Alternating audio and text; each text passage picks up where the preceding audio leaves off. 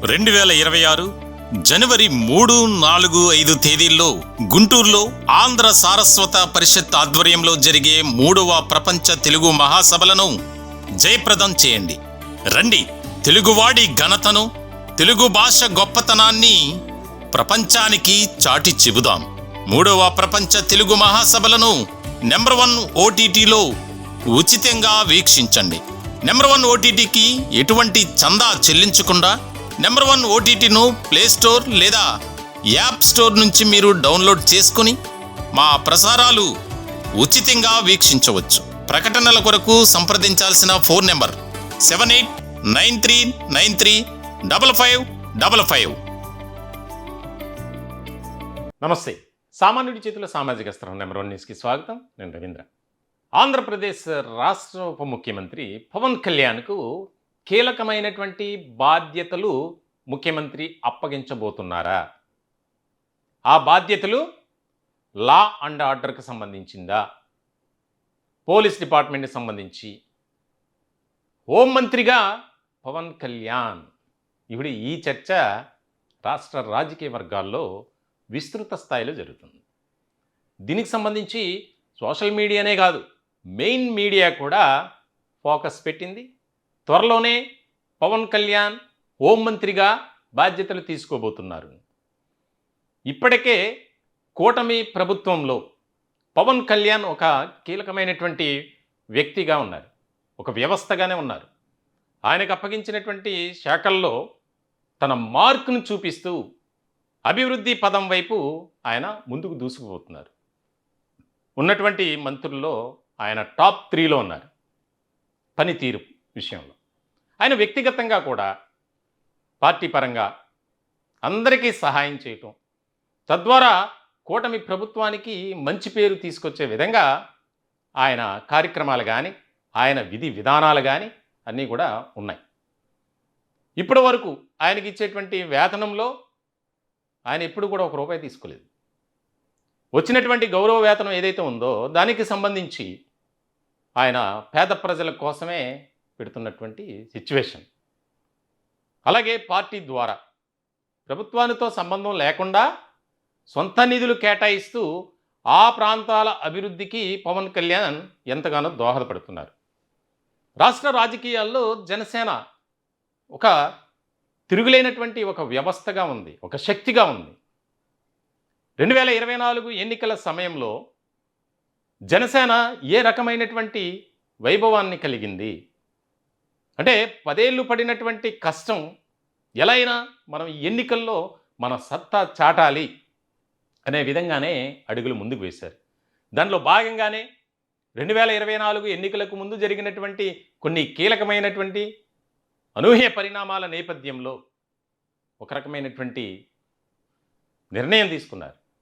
ఎప్పుడైతే తెలుగుదేశం పార్టీ అధినేత నారా చంద్రబాబు నాయుడు అరెస్టు జరిగిందో, ఆయన పరామర్శించినటువంటి పవన్ కళ్యాణ్ రాజమండ్రి సెంట్రల్ జైలు బయటకు వచ్చిన తర్వాత ఒక షాకింగ్ కామెంట్ చేశారు. అది బహుశా తిరుగు లేకుండా ఉంటుంది. దేశ రాజకీయాల్లో ఒక రిమార్కబుల్. మేము కూటమిగా జత కట్టబోతున్నాం అని చెప్పి, మేము త్వరలో అధికారంలోకి రాబోతున్నాం అని చెప్పి ఆయన చేసినటువంటి ఆ రోజు ఆ కామెంట్స్ ఎంతగానో అందరినీ ఆలోచింపజేశాయి.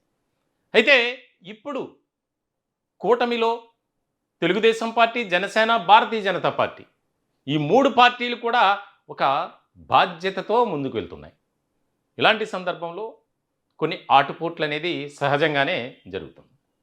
ఇటువంటి నేపథ్యంలో ఏదైతే జనసేన పోటీ చేసినటువంటి 21 అసెంబ్లీ స్థానాల్లో విజయం సాధించి ఆ పార్టీ తరపున 3 మంత్రులుగా ఉన్నారు.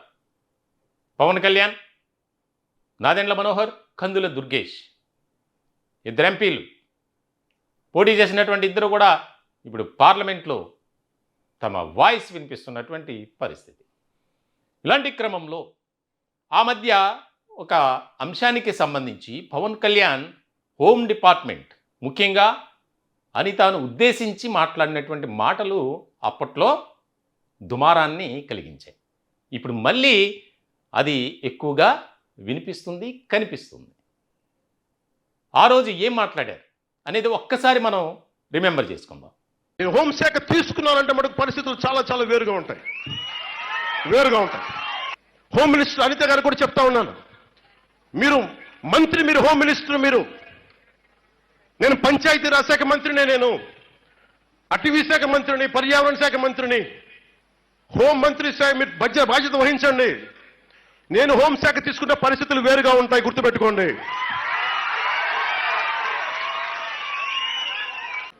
క్రిమినల్కి కులం ఉండదు, క్రిమినల్కి మతం ఉండదు. ఎన్నిసార్లు చెప్పాలి పోలీస్ అధికారులకి? వీడిని అరెస్ట్ చేయాలంటే వాడు కులం సమస్య వస్తుంది. కులం ఎందుకు సమస్య వస్తుంది? ఒక 3 ఏళ్ల ఆడబిడ్డని రేప్ చేసి చంపేస్తే కులాన్ని వెనకేసుకొస్తారా మీరు? ఏం మాట్లాడుతున్నారు మీరు? ఐపీఎస్ కదా మీరు చదువుకుంది. ఇండియన్ పీనల్ కోడ్ ఏం చెప్తుంది మీకు? భారతీయ శిక్షణ స్మృతి ఏం చెప్తుందో మీకు? క్రిమినల్స్ని వెనకేసుకురమ్మని చెప్తుందా మీకు? అది పరిస్థితి. అంటే రాష్ట్రంలో లా అండ్ ఆర్డర్ ఇష్యూ ఎలా ఉంది, శాంతి భద్రతల విషయంలో ఆయన మాట్లాడినటువంటి మాటలు, అవసరమైతే నేనే ఆ శాఖకు మంత్రిగా అనే పదం వాడారు. ఇప్పుడు అదే జరగబోతుందా అనే ఒక చర్చ రాష్ట్ర రాజకీయ వర్గాల్లో బాగా సాగుతుంది. ఈ మధ్య తాజాగా కానిస్టేబుల్ శిక్షణ పూర్తి చేసుకున్నటువంటి వారికి నియామక పత్రాలు అందజేసేటువంటి కార్యక్రమంలో మంగళగిరిలో జరిగింది. ఆ కార్యక్రమంలో ముఖ్య అతిథులుగా హాజరైనటువంటి ఇద్దరు కూడా, హోమ్ మినిస్టర్ కూడా అటెండ్ అయ్యారు, మిగిలిన మంత్రులు కొంతమంది అటెండ్ అయ్యారు. ఇలాంటి సందర్భంలో అక్కడ చంద్రబాబు నాయుడు మాట్లాడినటువంటి మాటలు కూడా ఇప్పుడు ఖచ్చితంగా మార్పులు చేర్పులు ఉండబోతున్నాయి. ఇప్పటికే మంత్రివర్గంలో 4 నుంచి 6 వరకు చెక్ పడే అవకాశాలు ఉన్నాయి. అందులో ఒక మహిళా మంత్రి కూడా ఉన్నారు. ఎందుకంటే వారి పని తీరు వల్ల కూటమి ప్రభుత్వానికి చెడ్డ పేరు తీసుకొచ్చే విధంగా కొన్ని అంశాలు ఉన్నాయి. ఎన్నిసార్లు చెప్పినా వారి తీరు మార్చుకోవట్లేదు. మంత్రులు, వారి చుట్టూ ఉన్నటువంటి అనుచరులు అనవసరమైనటువంటి వివాదాల్లో చిక్కుకొని కూటమికి ఇబ్బందికరమైనటువంటి పరిస్థితులు తీసుకొస్తున్నారు. పదే పదే ఏ మీటింగ్లో అయినా చంద్రబాబు నాయుడు అదే చెప్తున్నారు. మిగిలిన పార్టీకి సంబంధించినటువంటి వారితో ఇబ్బంది లేదు. జనసేన 3 ఉన్నారు, బీజేపీ 1, సత్యకుమార్ యాదవ్, ఆయన్ను పొగడ్తలతో ముంచెత్తుతున్నారు చంద్రబాబు నాయుడు. అలాగే జనసేనకు సంబంధించి ముఖ్యంగా పవన్ కళ్యాణ్ను ఏ సమావేశంలో జరిగినా ఆయన ఆదర్శంగా తీసుకోండి అని చెప్తున్నారు. కానీ సొంత పార్టీలో కొంతమంది వల్ల ఆయన ఇబ్బందికరమైనటువంటి పరిస్థితులకు వెళ్తున్నారు.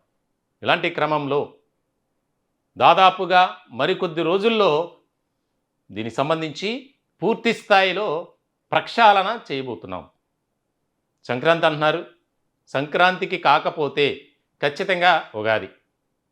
అంటే మరో 3 నెలల్లో జరిగితే 1 నెల లోపే, లేదంటే 3 నెలల తర్వాత దీనికి ఖచ్చితంగా రాష్ట్ర మంత్రివర్గంలో భారీ ప్రక్షాళన జరగబోతుంది. ఈ మధ్య కలెక్టర్ల సమావేశంలో కూడా చాలా కీలకమైనటువంటి వ్యాఖ్యలు చేశారు. క్యాబినెట్ భేటీ సందర్భంగా కీలకమైనటువంటి కామెంట్స్ చేసినటువంటి చంద్రబాబు నాయుడు దీనికి సంబంధించి ఎవరిని కూడా ఇక ఉపేక్షించేది లేదు. మెయిన్ ఆయనకి కూటమిలో పక్క మిత్రపక్షమైనటువంటి పార్టీల ద్వారా ఇబ్బందికరమైనటువంటి పరిస్థితులు రావట్లా, సొంత పార్టీ నేతల వల్లే. కాబట్టి దీన్ని ఎలా అయినా సరే మనం పరిష్కరించుకోవాలి.